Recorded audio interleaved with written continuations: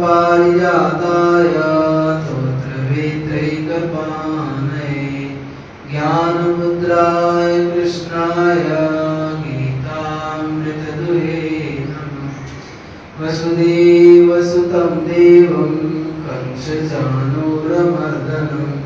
देवकी परमानन्दं कृष्णं वन्दे जगद्गुरुम्।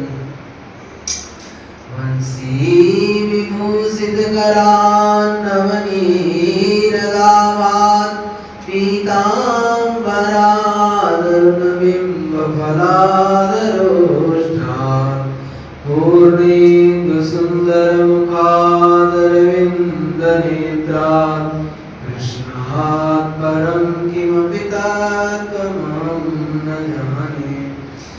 नवजलधरवर्णं चम्पकोद्भासिकर्णं विकसितनलिनाशं विस्फुरन्मन्दहास्यं कनकरुचितकूलं चारुपराभचूलं कमपि निखिलसारं नौमि गोपीकुमारम्।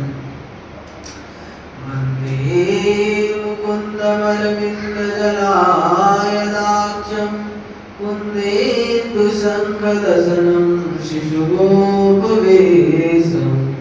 इन्द्रादिदेवगणवन्दितपादपीठं वृन्दावनालयं वसुदेवसूनुं ध्येयं सदा परिभवाग्नमभीष्टदोहं तीर्थास्पदं शिवविरिञ्चिनुतं शरण्यं हृद्याद्यं प्रणतपालभवाब्धिबोधं वन्दे महापुरुषते चरणारविन्दं।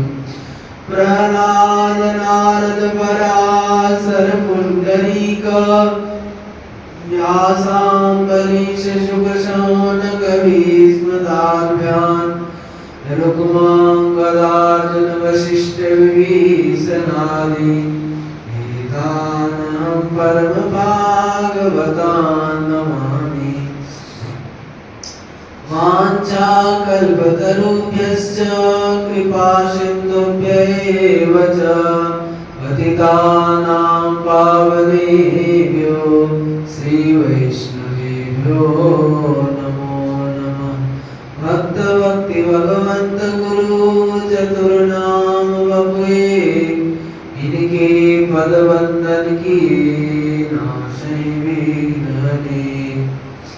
जय जय श्याम जय जय श्याम जय जय श्री वृंदावन धाम। जय जय श्याम जय जय श्याम जय जय श्री वृंदावन धाम। पावन राधे तेरो नाम पावन श्री वृंदावन धाम। पावन राधे तेरो नाम पावन श्री वृंदावन धाम। जय बरसानो जय नंदलाम रावल गोकुल अति अभिराम। जय बरसानो जय नंदलाम रावल गोकुल अति अभिराम। जय गोवर्धन जय ब्रजधाम श्री यमुनादि ललित ललाम। जय गोवर्धन जय ब्रजधाम श्री यमुनादि ललित ललाम।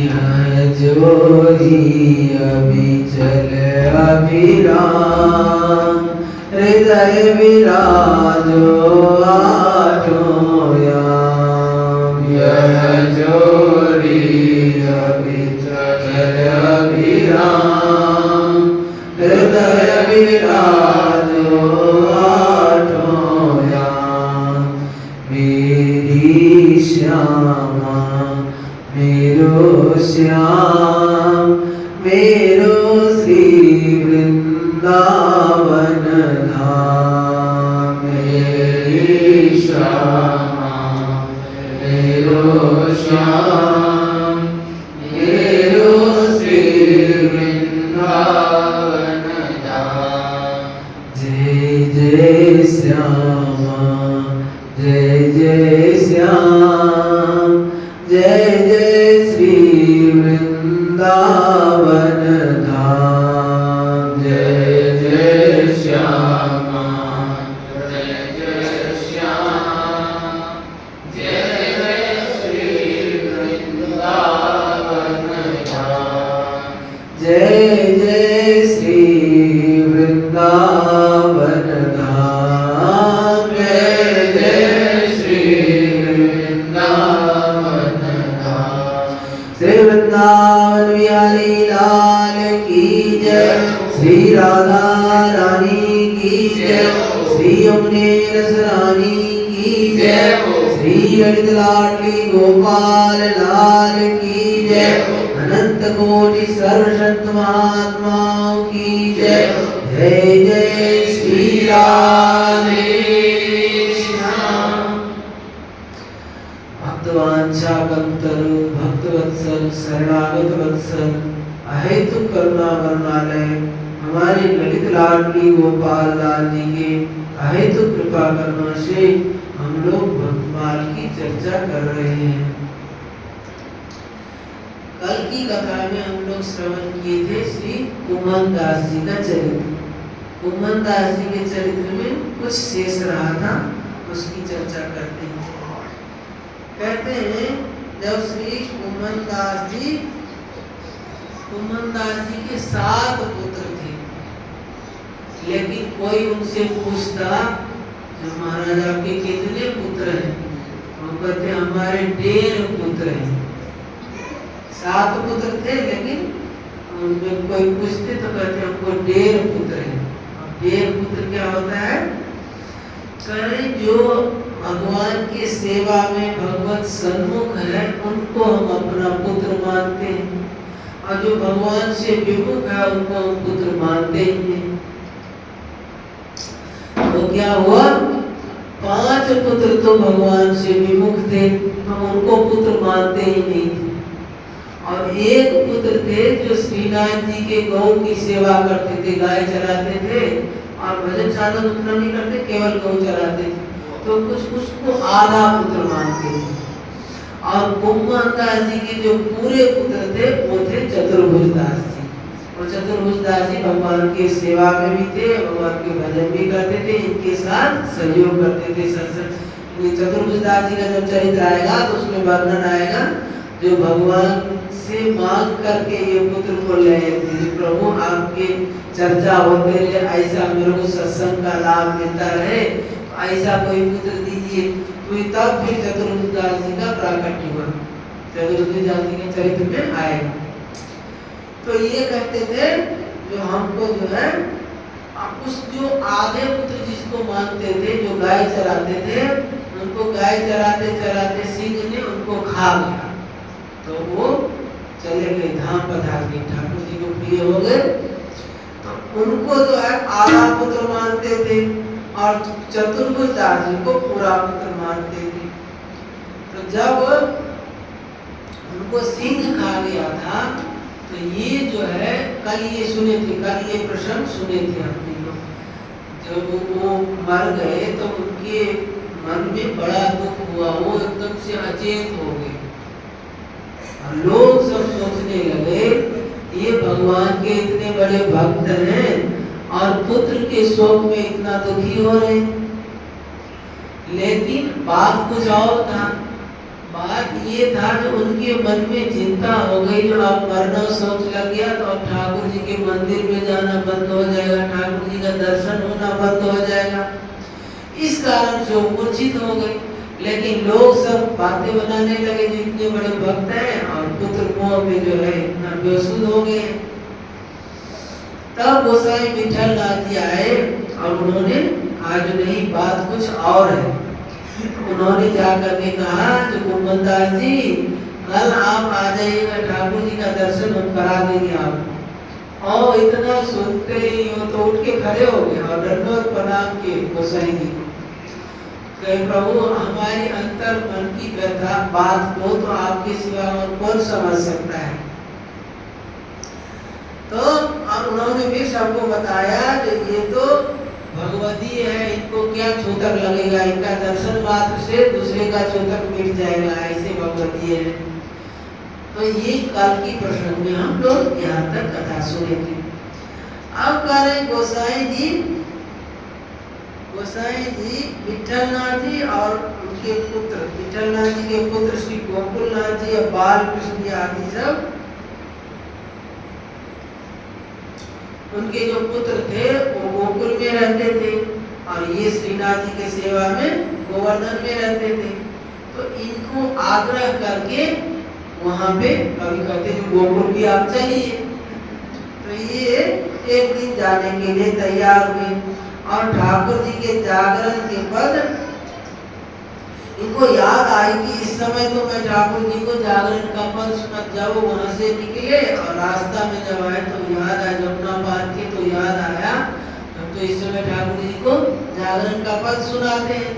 और याद आते ही वहां से छोड़ के भाग आए, रास्ता से वापस लौट आए और लौट आकर के देखते हैं तो क्या हुआ, ठाकुर जी का उत्थापन हुआ ही नहीं है। ठाकुर जी अभी तक सो ही रहे और लेट हो चुका है, रोजाना के समय से लेट हो चुका है। बाद में पता लगा जो पुजारी जो थे वो स्नान करके ठाकुर जी की सेवा में जाते थे। अपरस में वहाँ अपरस की सेवा होती, कोई छुआछूत छुए नहीं, अलग से रहते, स्नान करके सीधे ठाकुर जी की सेवा में जाते। तो संयोग ऐसा होता कोई न कोई छू देता हूँ, अब इस कारण छोड़ दोबारा जाके नहाते, ऐसे करके 4 बार हो गए, 4 बार नहाते नहाते तो इसी में जो है लेट हो गया। आज जब कुंभनदास जी जाके पहुंचे तब वो पद गाए, तब ठाकुर जी जागे। तो ये चरित्र हम लोग कल सुने थे यहाँ तक। अब कहें जो एक बार से कुंभनदास जी पारासौली में खेती करते थे, उनका छोटा सा खेती था तो उस खेती में अपना काम कर रहे थे। ठाकुर जी इनके ऊपर इतने रिझे थे तो ठाकुर जी इनके साथ में खेती में ही वहीं पे लीला करते, खेल करते थे खेती में। आज उस समय में ठाकुर जी का उत्थापन का समय हो गया। उत्थापन का समय होने से कुंभनदास जी जाने लगे वहां से। तो ठाकुर जी बोले, अरे कहाँ जा रहे हैं? तो हम जा रहे मंदिर में। तो मंदिर में किसके दर्शन के लिए जाते? ठाकुर जी के तो दर्शन करने के लिए जाते। ठाकुर जी तो हम सामने में आपके साथ खेल रहे, इसको छोड़ के कहाँ जा रहे? तो कुंभनदास जी कहे जो आपका कोई भरोसा नहीं है, अभी तो दर्शन दे रहे, अभी अंदर ध्यान हो जाए, भाग जाएंगे, क्या पता। लेकिन मंदिर में जो आचार्य महाप्रभु ने स्थापित कर दिया है उसमें तो आपको रहना ही पड़ेगा, वहां छोड़ के आप भाग नहीं सकते। तो इसीलिए हम जो है जा रहे मंदिर में सेवा करने। तो कह रहे यह तो आपकी महान कृपा है। कुंभनदास जी कहे तो आप हमारे साथ लीला कर रहे हैं तो आपकी महान कृपा है, लेकिन आपका कोई ठिकाना नहीं, अभी है अभी भाग जाए, हमारा क्या बस चलेगा उसमें। अब मंदिर में आप आचार्य महाप्रभु के द्वारा पधराए हैं, अतः वहां से तो आप टस से मस नहीं हो सकते। अतः वह जाने पर तो दर्शन होकर ही रहेगा। यहाँ दर्शन आपकी मर्जी के अधीन है, आप अभी दर्शन दे रहे हो, अभी भाग जाओगे। अब कह रहे वहाँ आचार्य कृपाश्रित है, मुझे तो आपसे अधिक आचार्य कृपा पर भरोसा है। आचार्य कृपा करे तो आपकी मजाल नहीं कि दर्शन न दे। संतों की कृपा हो जाए तो ठाकुर जी को आना ही पड़ता है। अब दूसरी बात यह कि मंदिर में विराजमान आपके दर्शन के प्रताप से ही आप खेलते हुए दर्शन दे रहे हैं। वहाँ पे मंदिर के सेवा में जब हूँ तभी आप कृपा करके आप अभी जो हमारे साथ खेल कर रहे हैं वो मंदिर में सेवा हो में रहता हूँ, इसी कारण से आप जो है हमारे साथ खेल कर रहे हैं। और मंदिर में विराजमान आपके दर्शन के प्रताप से ही आप खेलते हुए दर्शन दे रहे हैं। चौथी बात यह कि वहाँ सभी वैष्णव गुरुजनों के दर्शन होते हैं और भी वैष्णव लोग आते हैं दर्शन करने और वहाँ संभाषण का लाभ होता है। अतः मैं तो अवश्य उत्थापन का दर्शन करने जाऊंगा। अब इनके अगाध प्रेम को देखकर ठाकुर जी इनके हृदय से लग गए। अब कह रहे श्री कुमन दास जी से प्रसंगवशात यदि कोई पूछता, ये बात हम अभी बता रहे थे ना, तो कोई पूछता जो आपके कितने पुत्र हैं, तो वो कहते जो हमारे 1.5 पुत्र हैं। इनका हिसाब यो देते कि कृष्णदास मेरा आधा बेटा है, तो श्रीनाथ जी का गौ चराता है, इसलिए वो आधा बेटा भजन नहीं करता, केवल गाय की सेवा में रहता, तो वो आधा बेटा है। और चतुर्भुज दास जी हमारा पूरा बेटा है, क्योंकि ये प्रभु का नाम सेवा और स्वरूप सेवा दोनों करते, दोनों में इनकी निष्ठा है। आप कहते हैं इस प्रकार मेरे 1.5 पुत्र हैं, शेष 5 तो श्री भगवत मुख है। भगवत विमुख होने से इनको हम पुत्र नहीं मानते। कहते तजोरे मन हरि विमुखन को संग, जाके संग कुमति मति उपजे, परत भजन में भंग। तजोरे मन हरि विमुखन को संग। कह रहे मीराबाई ने बताया ना, गोस्वामी तुलसीदास जी ने मीराबाई के संबंध में जब पत्र लिखा था, क्या करे, जो जाके प्रिय न राम वैदेही, तजिए ताहि कोटि बैरी सम, यद्यपि परम स्नेही।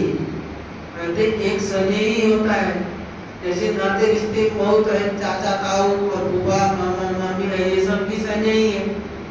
यहाँ का एक परम स्नेही, परम स्नेही कौन है, माता पिता भाई बहन, ये सब है परम स्नेही, अत्यंत निकट वाले संबंधी वाले। अब करें ये यदि विमुख हो, अभी स्नेही को तो छोड़ भी दे चलेगा, लेकिन अब माता पिता ही विमुख हो तो आप क्या करें, करे यदि भगवान की प्राप्ति चाहते तो इनको भी छोड़ना पड़ेगा। करे यद्यपि परम स्नेही, करे तजिए ताहि कोटि बैरी सम, यद्यपि परम स्नेही। मतलब कोई केवल आप ऐसे ही कह रहे कि किसी ने त्यागा भी है, करे पिता तजो प्रहलाद, विभीषण बंधु भरत महतारी। अरे प्रहलाद जी ने अपने पिता को त्याग दिया, वो भगवान से विमुख थे, भगवान के भजन करने में बाधा डालते थे, तो प्रहलाद जी ने अपने पिता को त्याग दिया, लेकिन भगवान के भजन को नहीं छोड़ा। जाके प्रिय न राम वैदेही, तजिए ताहि कोटि बैरी सम, यद्यपि परम स्नेही। तजियो पिता प्रहलाद, विभीषण बंधु, विभीषण अपने भाई को छोड़ दिए, रावण भगवान से विमुख थे तो इनको त्याग दिए। भरत महतारी, भरत जी ने माता को त्याग दिया। और बलि गुरु तजियो, बलि ने गुरुदेव का त्याग कर दिया। अब कहते गुरुदेव तो भगवान के सम्मुख कराने वाले होते हैं, लेकिन वहां पे जो है शुक्राचार्य जी थे, जब चरित्र आता है जब यज्ञ करा रहे थे और उस समय भगवान वामन रूप में बलि से मांगने के लिए वही हवन कुंड के पास आए, तो शुक्राचार्य ने कहा जो ये साक्षात विष्णु है, इनको मत दो, ये जो है तुमसे छल करने के लिए आए हैं, सारा तुम्हारा लेके चले जाएंगे। आप बलि ने समझा जो यदि ये भगवान है, विष्णु भगवान है, तो इसको तो जो हम नहीं देंगे तो भी हम मार पीट के ले जाएंगे, क्योंकि हमारे बाप दादा को सबको तो मार दिए हैं पहले से, तो यदि नहीं देंगे तो भी ले ही जाएंगे, तो दे करके अपना नाम क्यों नहीं कमा ले। जब समझ ही गए कि भगवान ही है तो दे दो, नहीं देंगे तो भी मार के ले जाएंगे। तो इसीलिए आप शुक्राचार्य जी मना कर रहे, पहले शुक्राचार्य जी जानते हैं साक्षात कोई भगवान है, फिर मना कर रहे, तो भगवान से विमुख कराने के कारण से उन्होंने गुरुदेव की बात नहीं मानी। तो पिता तजो प्रहलाद, विभीषण बंधु भरत महतारी, बलि गुरु तरियो कंत ब्रज बनितन। ब्रज गोपियां अपने पतियों की बात नहीं माने, जो भगवान के विमुख करा रहे थे तब, तो भय बुध मंगलकारी परम पावन हो गए। तो यदि भगवान की प्राप्ति चाहते हैं तो कितने स्नेही भले ही हो, परम स्नेही, उनका भी त्याग करना पड़ेगा भगवान के लिए। यही करे जो जब भगवत विमुख थे तो उनको पुत्र मानते ही नहीं थे। एक बार की बात है, गोसाई श्री विठल नाथ जी का जन्म था। अब ठाकुर जी देखिए कहते हैं जो दरिया दूषण दास में नहीं राम में दोष, जन चाले एक पाँव तो हरि चाले सै कोस। हम भगवान की तरफ एक कदम पाँव उठाते हैं तो भगवान 100 कदम चल के हमारी तरफ आते हैं गोद में लेने के लिए। तो ऐसे ही श्री विठल नाथ जी श्रीनाथ जी का उत्सव करते, जो समय समय पर उत्सव होता है, जन्माष्टमी, राधाष्टमी, शरद पूर्णिमा, होली, दीपावली, ऐसे उत्सव करते।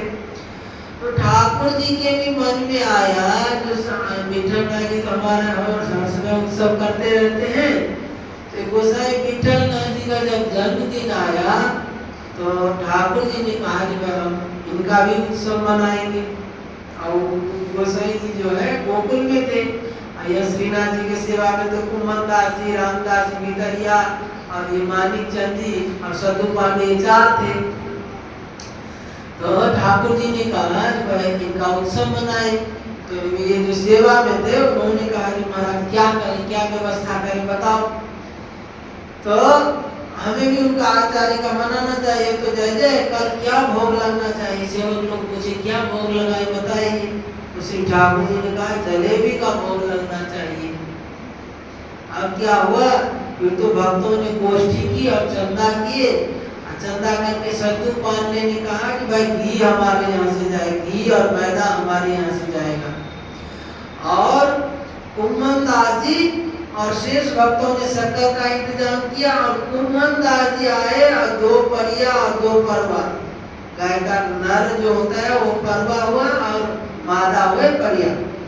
तो उसको बेच करके और जो पैसा मिला उस समय 2-4-5 रुपया मिला और उससे खूब जलेबी बनी और प्रातः काल जो है बंधन बार लगाया गया और मंदिर को सजाया गया और सजा करके खूब जलेबी भोग लग रहा है। तब तक रात भोग के समय श्री ठाकुर जी की आज्ञा से कुमन दास जी ने गोसाई की बधाई भी गाई, पदगान की गोसाई जी का। अब खूब आनंद हुआ। अब दोपहर तक गोकुल से श्री गोसाई विठल नाथ जी आके पधारे। तो मैं आज क्या बड़ा उत्सव चल रहा है, क्या बात है। तो गोसाई जी जब द्वार पे आए तो द्वार पर बंधा हुआ तोरण बंधनवार देखकर और भोग में जलेबी का भरा टोकरी देकर पूछे आज कौन सा उत्सव है। तो सेवकों ने बताया। पश्चात सबने प्रसाद ग्रहण किया। सेवकों ने बताया तो ये बात है आज ऐसे आपका जन्मदिन है, इस कारण से ये कर रहे हैं। फिर गोसाई जी ने सभी सेवकों को बुलाकर पूछा कि भाई सामान कहाँ से आया। तो उन्होंने कहा कि सद्दू पांडे ने सब बताया कि ऐसे ऐसे हम घी और मैदा दिए और कुछ लोगों ने चंदा करके शंकर दिए और कुमन दास जी ने अपने परिया और उसको बेच करके दिए। आप जो है गोसाई जी सुनकर के ये तो इतने अकिंचन थे, खुद ही गरीब थे, कितने गरीब। जो देखिए ना उनके कहीं पाग बांधते थे तो 17 जगह गांठ रहता था उस पाग में। तो इसको देख करके गोसाई जी इनके ऊपर द्रवित हुए। देखो गोसाई जी ने सभी सेवकों को बुलाया, तो सामान कहाँ से आया। तो सद्दू पांडे ने सभी विवरण दिया। आज श्री कुमन दास जी का योगदान सुनकर इनकी आर्थिक स्थिति विचार कर श्री गोसाई जी का हृदय भर आया। देखो इतने गरीब होते हुए भी इनका हृदय में कितना भाव है। अब लगभग 1602 के लगभग जब श्री विठल नाथ जी ने ब्रजभाषा के अष्टछाप की स्थापना की, तब उसमें श्री कुमन दास जी एवं उनके पुत्र श्री चतुर्भुज दास जी को भी सम्मिलित किया गया। अष्टछाप के कवियों में श्री कुमन दास जी सबसे अधिक दीर्घजीवी थे, सबसे बड़े थे, ज्यादा उम्र वाले। और जीवन के 115 वर्ष श्री हरि सेवा में व्यतीत किए। 100 जैसे 1525 में इनका जन्म हुआ था और 1640 में इनका महाप्रयाण हुआ। 115 वर्ष तक रहे। 1640 के लगभग एक दिन नित्य सेवा का लाभ लेते हुए भौतिक शरीर का परित्याग कर श्री प्रभु की लीला में लीन हो गए। अंत समय में इन्होंने यह पद गाया, रसिकिनी रस में रहत घड़ी, रसिकिनी रस में रहत घड़ी, कनक बेली वृषभानु नंदिनी, श्याम तमाल चढ़ी, रसिकिनी रस में रहत घड़ी, बिहरत लाल संग राधा के, कोने भांति घड़ी, कुंभन दास लाल गिरधर संग, कुंभन दास लाल गिरधर संग, रति रस केली बढ़ी, रसिकिनी रस में रहत घड़ी, रसिकिनी रस में रहत घड़ी। इस प्रकार श्री कुंभन दास जी का चरित्र यहाँ संपन्न होता है। अब आज एकादशी है, आज भी एकादशी है और कल भी एकादशी है। तो एकादशी का प्राकट्य कैसे हुआ उसके विषय में थोड़ा चर्चा करते हैं। एकादशी का प्राकट्य ऐसे हुआ था कि सतयुग के समय में एक शंखासुर नाम का दैत्य था और वो शंखासुर को भगवान ने मार डाला और इससे मोर को बड़ा दुख हुआ। मोर कौन था? शंखासुर का पुत्र था मोर, मोर नामक दैत्य था। तो उनके पिता को मारने से मोर जो है बड़ा गुस्सा आया और इसका बदला लेने के लिए उन्होंने बहुत तपस्या किया। ब्रह्मा जी का तपस्या करते करते बहुत तपस्या, घोर तपस्या किया तो ब्रह्मा जी प्रसन्न हुए। प्रसन्न होकर के कहे वरदान मांगो। तो जैसे हिरण्यकश्यप था, उनको ब्रह्मा जी वरदान मांगने के लिए कहे तो उन्होंने सब अपना बुद्धि घुमा लिया। कहा जो न दिन में मरूं, न रात में मरूं, न ऊपर में मरूं, न भीतर में मरूं, न बाहर में मरूं। ब्रह्मा जी के सृष्टि से किसी से मरूं ही नहीं, ऐसे ऐसे मांग लिया था। ऐसे ही इन्होंने क्या कहा, हे नाथ, देवता, दैत्य, मुनि, मनुष्य, शिव, विष्णु और लोकपाल, दिक्पाल आदि जहाँ तक आपकी सृष्टि है इसमें कोई समर में जीत न सके हमको।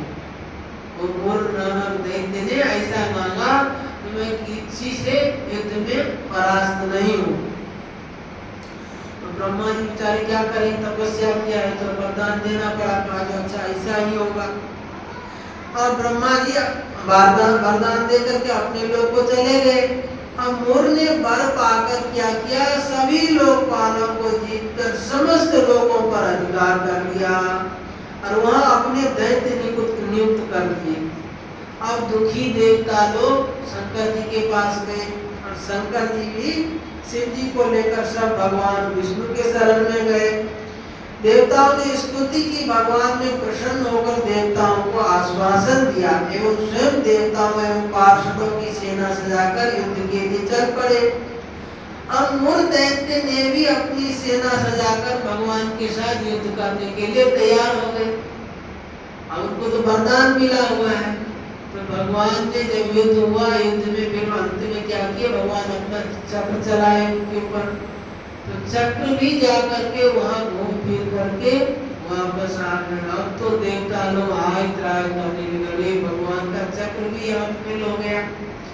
अब क्या किए, भगवान लीला किए तो भगवान युद्ध छोड़ करके भागने लगे। अब भागते भागते एक गुफा में घुस गए।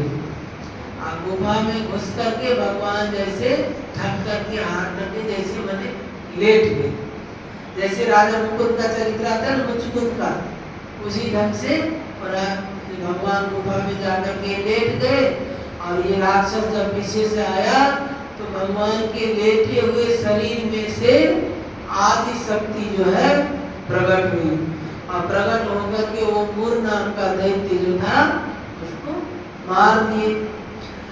मारने के बाद फिर देवता लोग पुष्प वृष्टि करने लगे, तो भगवान का नींद भी खुला, भगवान भी उठे, आकर के देखे तो ये योग माया प्रकट है।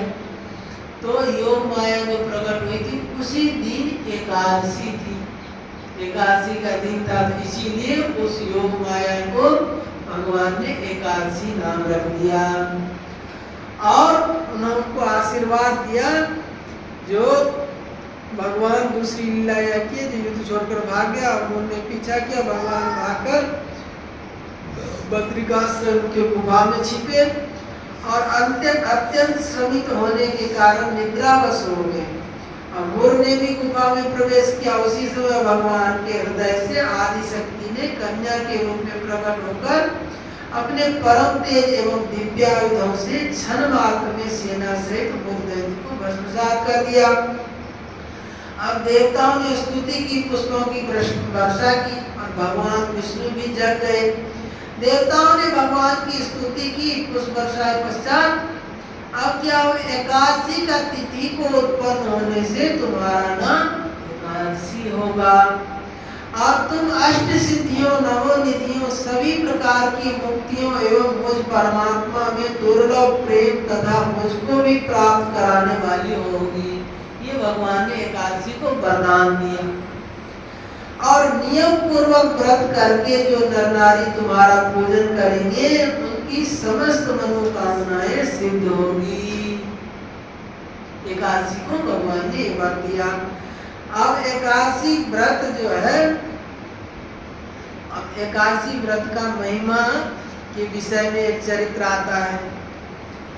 जो राजा रुक्मांगद थे, अयोध्या के राजा रुक्मांगद थे और उनका जो पुष्प बगीचा इतना सुंदर था जो उसकी सुगंध से देवलोक में रहने वाली अप्सराएं भी उन पर मोहित हो जाती थी। उनका सुगंध स्वर्गलोक तक जाता था। तो देव अप्सरा लोग विहार करने आते तो उस बगीचा में विहार करने आते थे। ऐसा राजा रुक्मांगद का बगीचा था। एक दिन की बात है, राजा को अप्सरा आई थी बगीचा में पुष्प विहार करने के लिए, तो वहां संयोग से एक बैंगन का कांटा उनके पैर में लग गया। पैर में लग जाने से क्या हुआ, उनका पुण्य नष्ट हो गया। पुण्य नष्ट होने से वो जो आकाश में उड़ती थी उसका उड़ना बंद हो गया। अब क्या करें, तो जब सवेरा हो गया लोग देखे तो वो इतना सुंदर देवी के जैसे है लेकिन जो उड़ नहीं पा रही है। उन लोगों से पूछे कि आप कौन है, तो कहे जो वैसे स्वर्ग की अप्सरा है। तो लोग जाकर के राजा को समाचार दिए। तो राजा रुक्मांगद आए और उन्होंने कहा जो देवी आपके प्रसन्न करने, जब उनके पास आने लगे तो उन्होंने मना कर दिया कि हमारे पास मत आओ, दूर से रहो। तो कहे आपके प्रसन्न करने के लिए हम क्या करें, उपाय बताइए, आप किस तरह से खुश होंगे। तो कहे जो कोई भी एकादशी का व्रत किया हो वो संकल्प करके उसका पुण्य हमको दे दे तो हमारा जो है जो हमारा विमान आकाश में उड़ जाएगा और सब लोग को चले जाएंगे। तो उस समय में एकादशी क्या होती थी वो कोई जानते ही नहीं थे। राजा रुक्मांगद के राज में एकादशी कौन से जीव का नाम है वो कोई जानते ही नहीं थे। तो उन्होंने कहा भाई एकादशी तो कोई करते ही नहीं।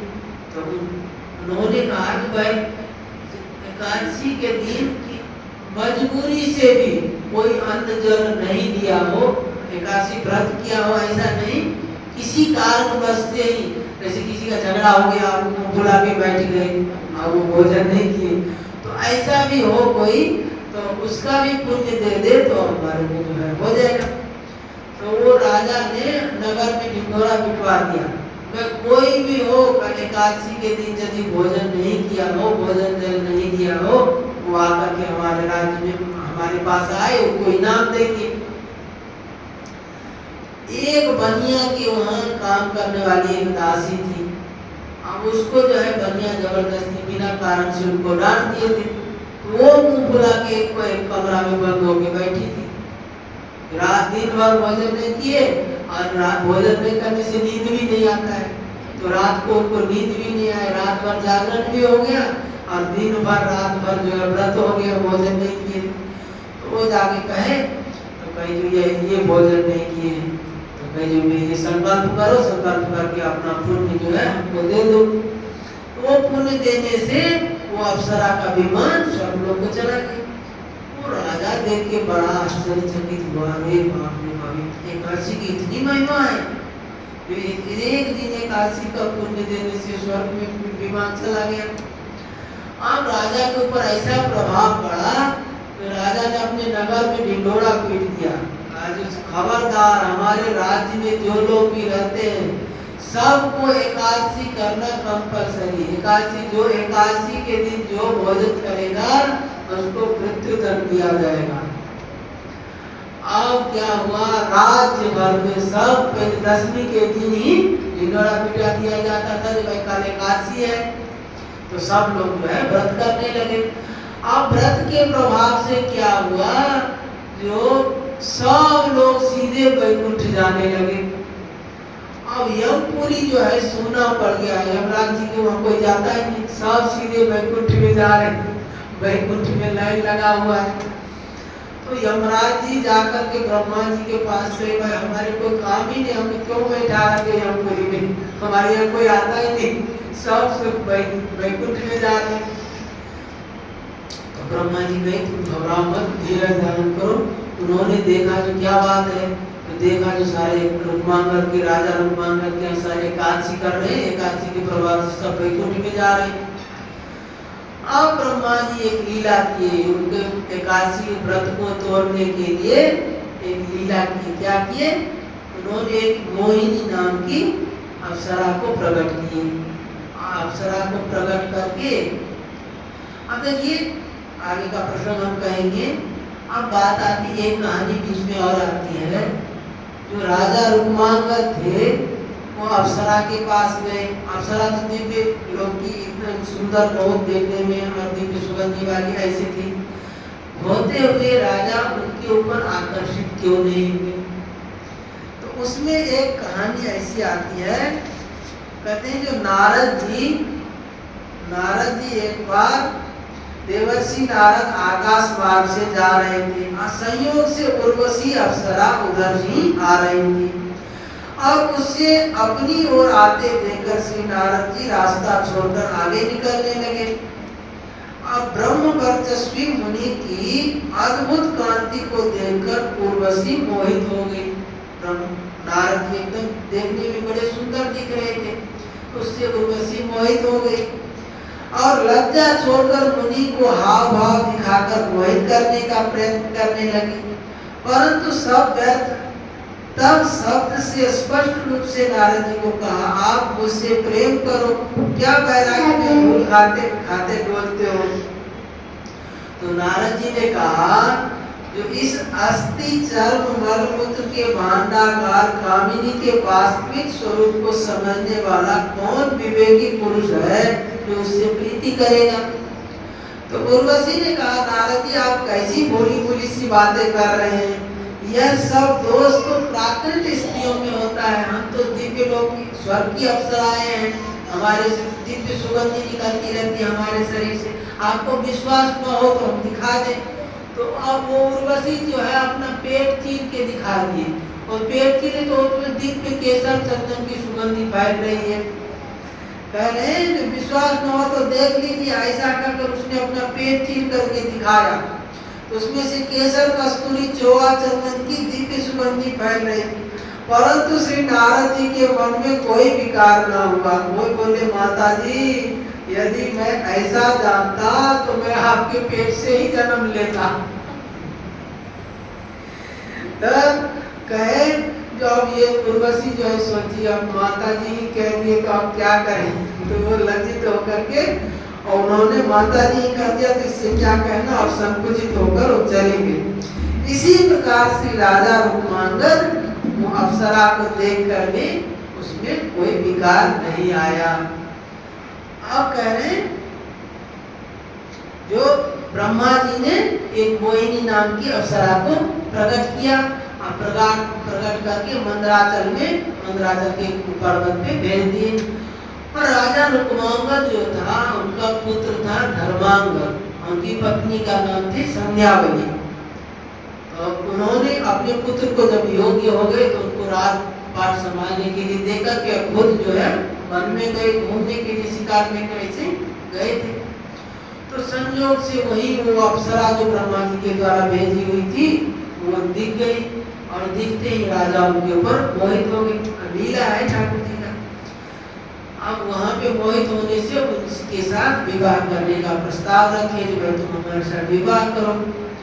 तो कही हाँ विवाह तो करेंगे लेकिन हमारा एक शर्त है कि जो हम कहेंगे वही करना पड़ेगा। जैसे गंगा जी और राजा शांतनु का विवाह हुआ था तो शांतनु को कह दीजिए गंगा जी जो भाई हम कुछ भी करें हमको रोक नहीं लगाना, जिस दिन रोक लगाए कि उस दिन हम छोड़ने चले जाएंगे। तो ऐसे इन्होंने शर्त लगा दिया जो हम जो कहेंगे वही करना पड़ेगा आपको। तो राजा उसके ऊपर मोहित थे तो शर्त स्वीकार कर लिए, चलो ठीक है जो कहोगी सो करेंगे। अब आगे बड़े प्रेम से ये जब आए उनको मोहिनी को लेकर राजा रुक्मांगद, इनकी तो पहले से पत्नी थी, उस समय कई पत्नियां थे इनके और मुख्य पत्नियां संध्यावली थी, उनके पुत्र भी हो गए थे जवान अवस्था में पूरा राजपाट संभालने के लिए।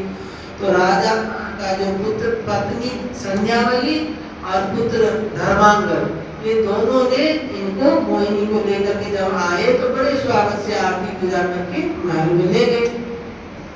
अब ये राजा सुखपूर्वक का दिन बीतने लगा।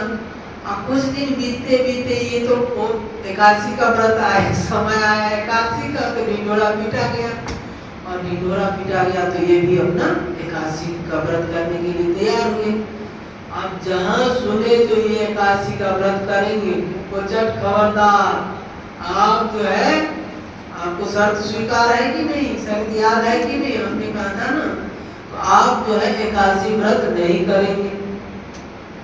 अब राजा रुक्मांगद धर्म संकट में पड़ गया, अरे भाई अब क्या करें, एकादशी को व्रत कैसे छोड़ेंगे हम। तो इन्होंने कहा जो अब इसके बदले तुम जो कहो सो हम कर लेंगे, लेकिन तुम एकादशी का व्रत छोड़ने के लिए हमको मत कहो। तो उन्होंने क्या परीक्षा लेने के लिए क्या कहा, जो कहा तलवार लेकर के आपका जो पुत्र है धर्मांगद उनका गला काट करके मेरे को दे दो। अब बताइए, अब वो पुत्र को भी माता पिता नहीं ऐसा करता है, राजा रुक्मांगद को धर्मांगद जो है पूरा धर्मात्मा बेटा है और पूरा राज्य का संभालने के लिए योग्य बना हुआ है और उसको करे गला काट के दे। अब राजा जो है एकादशी के व्रत निष्ठा को पालन करने के लिए उसको करने के लिए भी तैयार हो गए।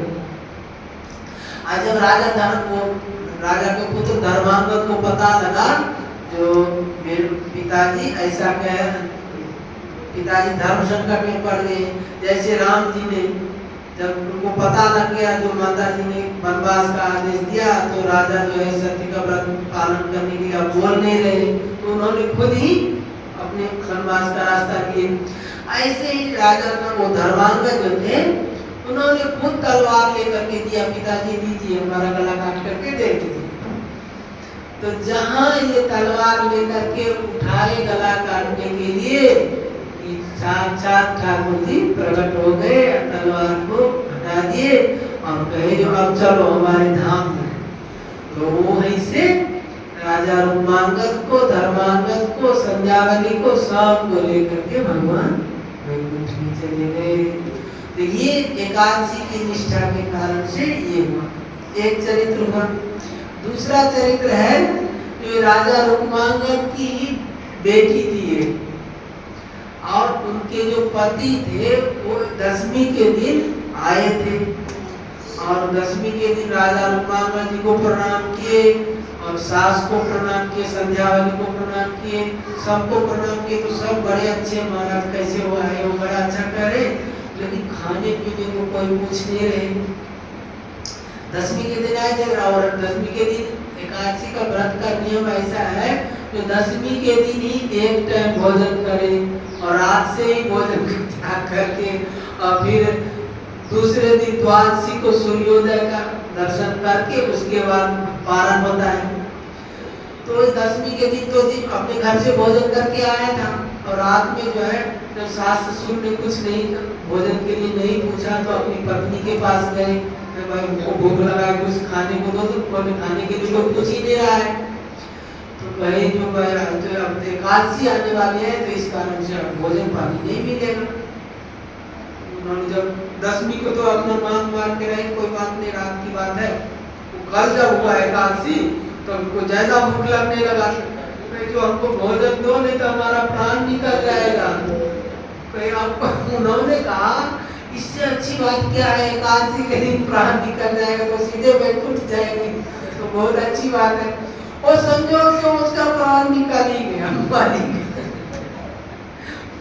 जैसे ठाकुर जी नामदेव जी के परीक्षा लेने के, एकादशी के व्रत का निष्ठा में परीक्षा लेने के लिए गए, बूढ़े ब्राह्मण का रूप धारण करके, वहाँ पे भी ऐसे बूढ़ा ब्राह्मण मर गए, वहाँ तुम भोजन में तुम मर, ऐसे ही यहाँ पे उनका पति सचमुच में मर गए।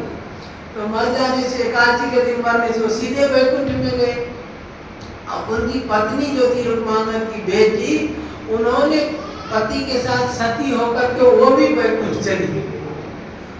तो ऐसे एकादशी व्रत की इतनी अत्यंत महिमा है। और भी चरित्र आता है एकादशी के विषय में। आज और कल वाला जो एकादशी है वो निर्जला एकादशी, भीमसेनी एकादशी भी इसको कहते हैं। तो भीमसेनी एकादशी इसलिए कहा जाता है कि भगवान कृष्ण युधिष्ठिर महाराज को सब एकादशी का महिमा बताते थे। तो बताते बताते ये एकादशी का जो निर्जला एकादशी है उसका महिमा बताते थे। तो भीमसेन जो थे उनको बहुत भूख लगता था, वो भूख नहीं रोका जाता, बहुत शक्तिशाली थे, बहुत बलवान थे, लेकिन भूखे नहीं रह सकते थे। उनका कहते संतों से कहावत सुने हैं, जो कलेवा करते थे, जब नाश्ता करते थे तो 70 मन कलेवा करते थे, 70 मन वो नाश्ता होता था भीमसेन जी। तो कहीं जो भगवान को कहे, वो जब भगवान कथा सुना रहे थे, एकादशी का महिमा सुना रहे थे, तो सब लोग पांडव लोग सुन रहे थे, उसमें भीमसेन भी सुन रहे थे। तो भीमसेन कहे जो भाई एकादशी की इतनी महिमा है, लेकिन ये तो हमारे से होने वाला है नहीं, तो एकादशी के दिन जो अन्न खाएगा वो सीधे नरक में जाएगा, अब हम तो भूखे रह नहीं सकते, हम तो खाना ही पड़ता। तो फिर भगवान ने उनको कहा जो देखो 24 एकादशी होती है साल भर में, 24 महीना में 2 हुआ तो 24 हुआ ना, और अधिक मास होने से 2 और, तो 26 एकादशी होती है। 26 एकादशी में केवल एक एकादशी, ये निर्जला एकादशी, इसको जो विधि पूर्वक कर ले कोई तो 26 एकादशी करने का फल मिल जाएगा। तो भीमसेन जी सोचे होगा चलो इतना तो हुआ, तो एक दिन की बात है, एक दिन भोजन जल के बिना रह जाएंगे। तो भीमसेन ने ये एकादशी किया था, इसीलिए इसका नाम भीमसेनी एकादशी पड़ गया।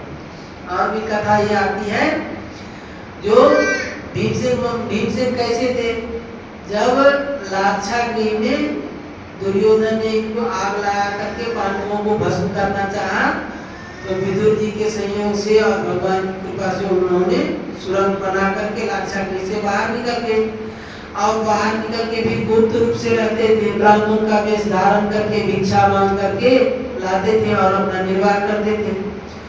तो भिक्षा मांग करके जो लाते, जितना लाते उसमें से आधा भाग भीमसेन का, और आधा में और 5 जितने थे सब बांट के खाते थे।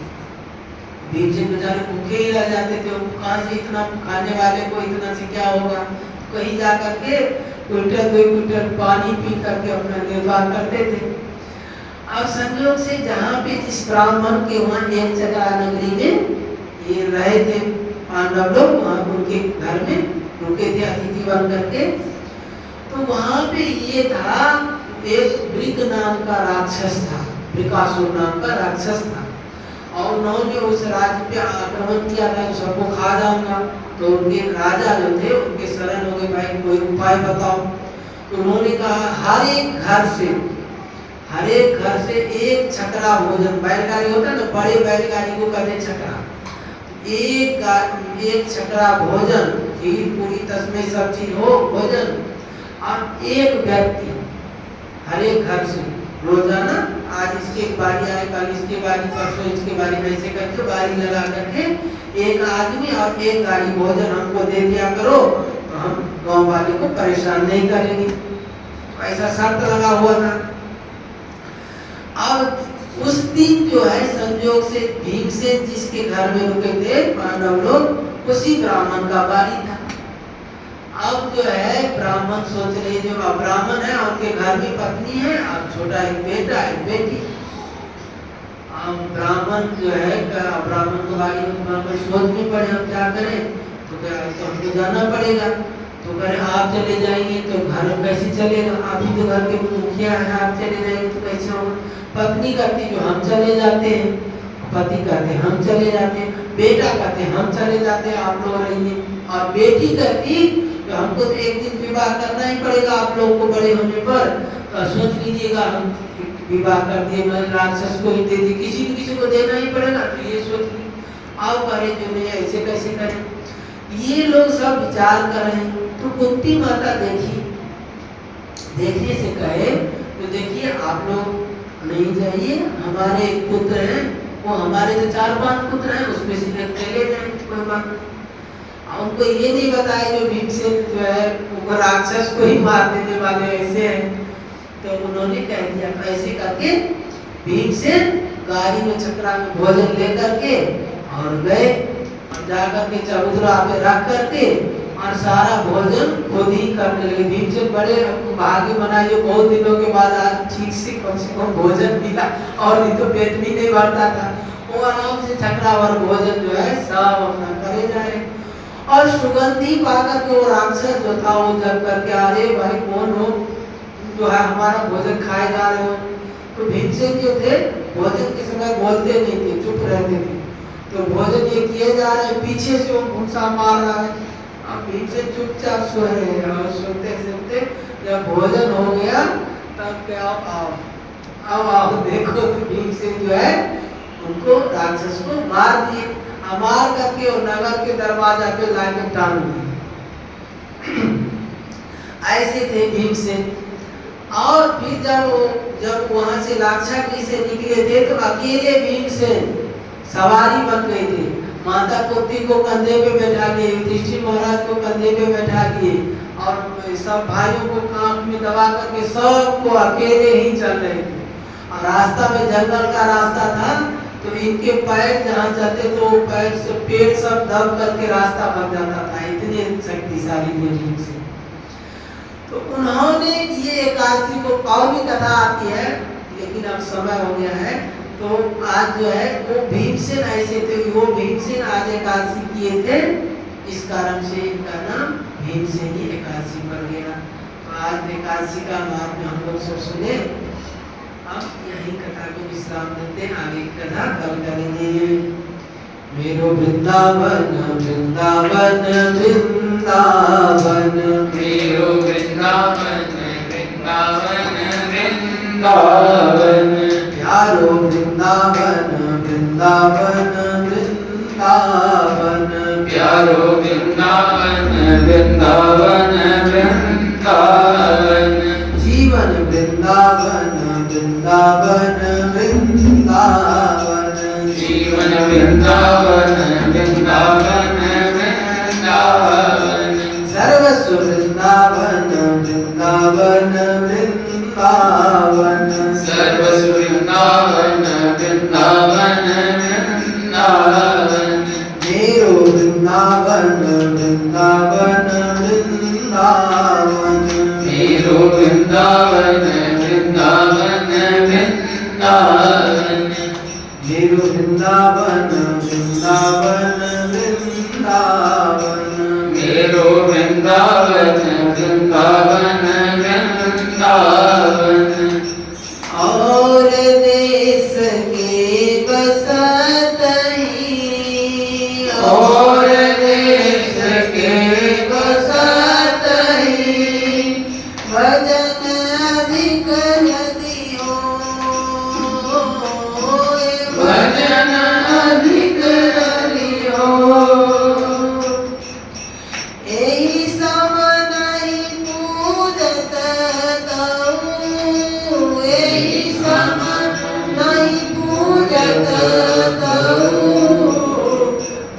वृंदावन रहे सोई, वृंदावन रहे सोई।